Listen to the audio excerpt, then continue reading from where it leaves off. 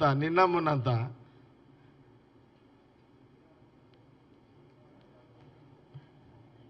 నేనేమైనా మర్చిపోయినా? నేను ఏదో చెప్దామని వస్తే మా బాబు వచ్చే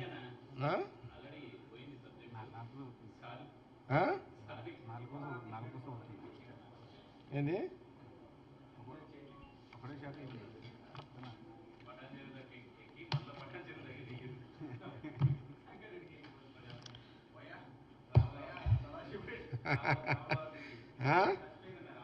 ఎట్లా ఎట్లా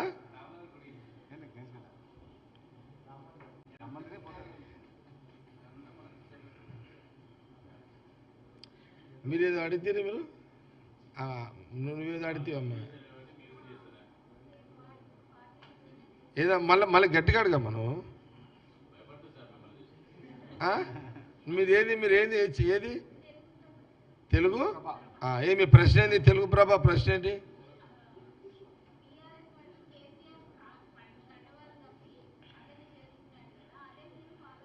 అవును అంతే కదా, అలా ఇంకా డౌట్ ఏముంది?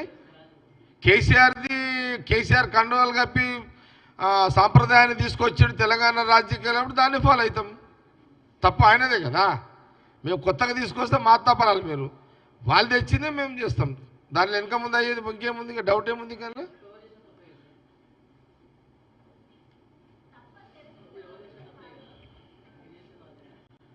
రాజకీయాలు అట్లున్నాయి కార్తీక్. వాడు ఒడిసిండు కదా అని నేను చూసుకుంటే కూర్చుంటే నా పానం పోతుంది ఈడ.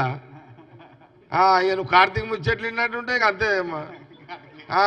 అంటే వాడు గడ్డపార పెట్టి పొడవనికి వస్తే అట్లా నిలబడాలా? వాడు ఒడిచిపోతాడు. అట్లా ఉండదు. పొడవనికి వస్తే ఉల్టా పొడుచుడే.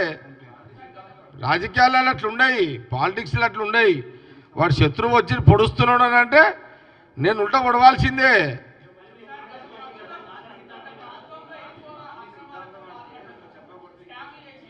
తెలంగాణ రాజకీయాలలో సిద్ధాంతాలు లేని రాజకీయాలు ప్రవేశపెట్టింది కేసీఆర్.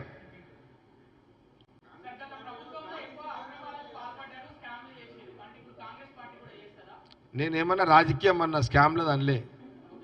నేను రాజకీయ నిర్ణయాల మీద మాట్లాడినా. రాజకీయంగా నా శత్రువు నా ముందు నన్ను పొడవడానికి వస్తే చూసుకుంటా కూర్చొని ఉల్టా పొడుస్తా. అదే రాజకీయం. అదే కాంగ్రెస్ గవర్నమెంట్ రాజకీయం చేస్తున్నది. రాజకీయంగా నాది నేను కాపాడుకుంటేనే కదా ప్రజలకు నేను సర్వీస్ ఇచ్చేది. అదే కాంగ్రెస్ పార్టీ కాంగ్రెస్ గవర్నమెంట్ చేస్తున్నది. ప్రజలను రక్షించే దాంట్లో, ప్రజలకు సర్వీస్ ఇచ్చే దాంట్లో కాంగ్రెస్ పార్టీ మీద ఏ శత్రువైన దాడి చేసే ప్రయత్నం చేస్తున్నాడో తిరిగి దాడి చేయాల్సిన పరిస్థితి రాజకీయంగా అవసరము అని అంటున్నా.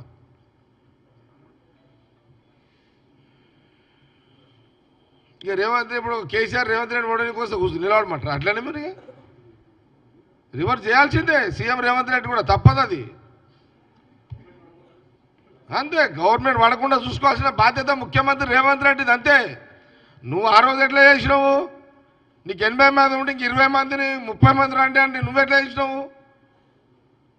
ఇప్పుడు సీఎం రేవంత్ రెడ్డి చేస్తున్నాడు. ఏముంది అట్లా తప్పేముంది? నువ్వు చేసినావు ఆ రోజు, ఈరోజు ఇలా చేస్తున్నాడు. దానికి పెద్ద ఇదంతా అవసరమా? ఇదంతా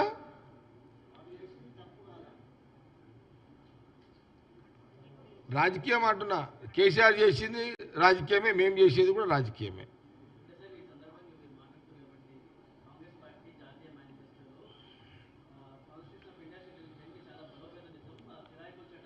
ఇది యుద్ధం కార్తీక్, ఇది యుద్ధం.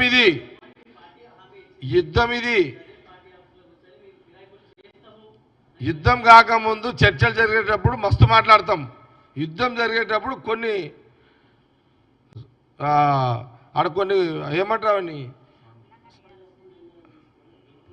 కొంత అప్పుడప్పుడు నిర్ణయాలు తీసుకొని అటాక్ చేసేవి ఉంటాయి. అట్లా యుద్ధం ఇది. పిల్లల పరిష్కారమా? ఏమైనా ఇదేమన్నా బొమ్మరిల్లా ఆటనా? ఇదేమన్నా పాలిటిక్స్? ఇవన్నీ యుద్ధంలో వ్యూహం, ఇది